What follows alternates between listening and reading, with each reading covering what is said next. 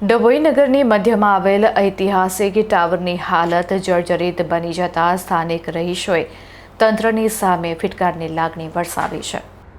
આ ટાવરના મોટાભાગના લોખંડના પિલ્લરો ખુલ્લા દેખાઈ રહ્યા છે। હાલ કોઈ ઊભું હોય તો તેને ઊભું રહેવાનું પણ જોખમ લાગે કે હમણાં આ ટાવરનો ભાગ તૂટી પડશે।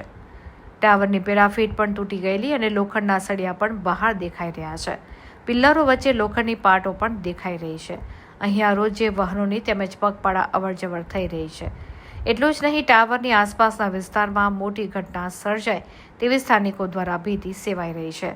જો તંત્ર તાત્કાલિક ધોરણે ટાવરનું ટેસ્ટિંગ પછી રિપેર નહીં કરે તો ચોક્કસ આવનારા સમયમાં મોટી ઘટના બનવાની શક્યતાને નકારી શકાય તેમ નથી।